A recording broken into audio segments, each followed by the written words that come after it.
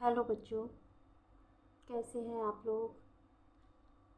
बच्चों, जैसा कि मैं आपको अपने पिछले वीडियो में कहानी अठन्नी की पूरी कहानी तथा उसके पात्रों के विषय में समझा चुकी हूँ।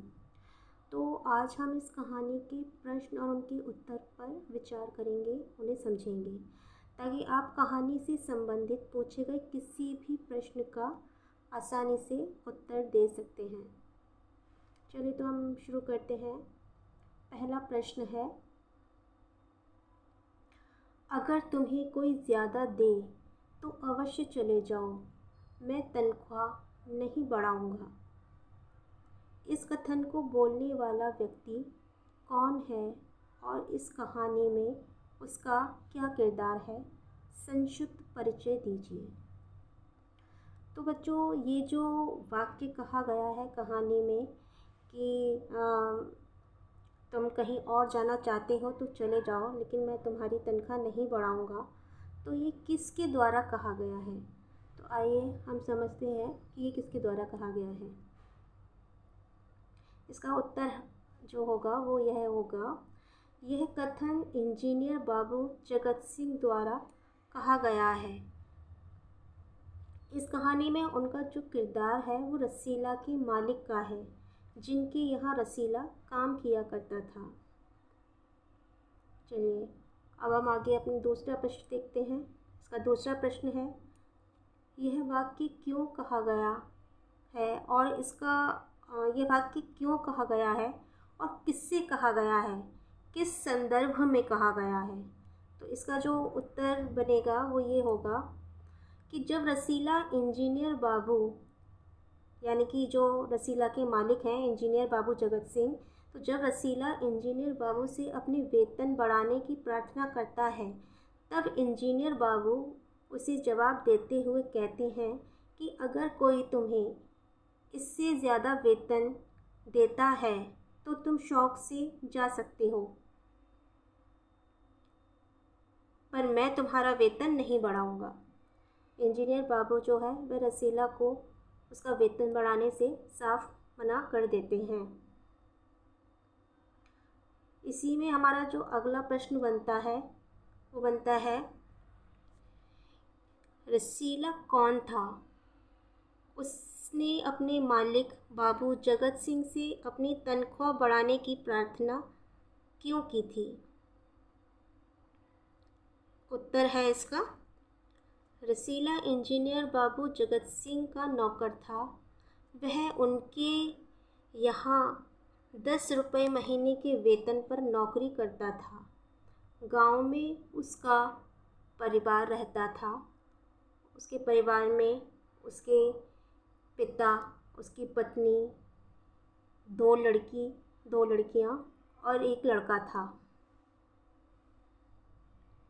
इन सब का भार उसी के कंधों पर था। वह अपनी सारी तनख्वाह घर भेज देता था, परंतु इतने बड़े परिवार का इतने कम वेतन में गुजर बसर करना मुश्किल होता था। उनका जो गुजारा था वह इस कम वेतन में नहीं चल पाता था। इसलिए रसीला ने अपने मालिक बाबू जगत सिंह से अपना वेतन बढ़ाने की प्रार्थना की। अगला प्रश्न हमारा है, क्या कारण था कि इंजीनियर बाबू जो कि रसीला के मालिक हैं, क्या कारण था कि इंजीनियर बाबू द्वारा रसीला के वेतन बढ़ाने की मांग को ठुकरा देने पर भी रसीला उनके यहाँ काम करता रहा? रसीला ने सोचा कि मैं यहाँ इतने दिन से काम कर रहा हूँ। अमीर लोग नौकरों पर विश्वास नहीं करते, पर मुझ पर यहाँ कभी किसी ने कोई संदेह नहीं किया।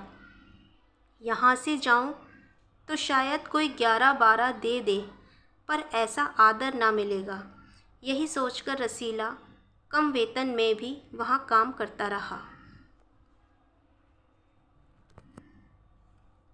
इसके बाद हमारा जो बच्चों अगला प्रश्न बनेगा वो इस प्रकार है, इस कहानी के मुख्य रूप से कुल कितने पात्र हैं?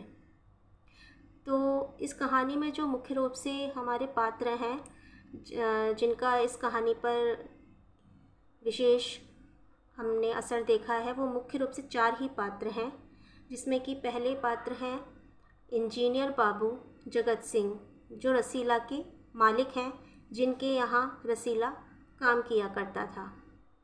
दूसरा पात्र रसीला है, जो कि इंजीनियर बाबू जगत सिंह का नौकर है, जैसा कि मैं आपको पहले बता चुकी हूँ। इसके बाद जो तीसरा पात्र है वो जिला मजिस्ट्रेट शेख सलीमुद्दीन हैं, जो कि इंजीनियर बाबू के पड़ोसी हैं, और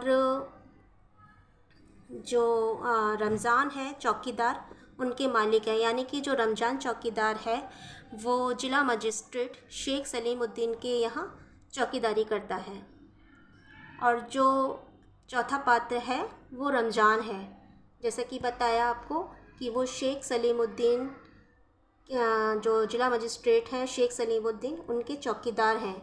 और जो रमज़ान है वो रसीला का मित्र भी है।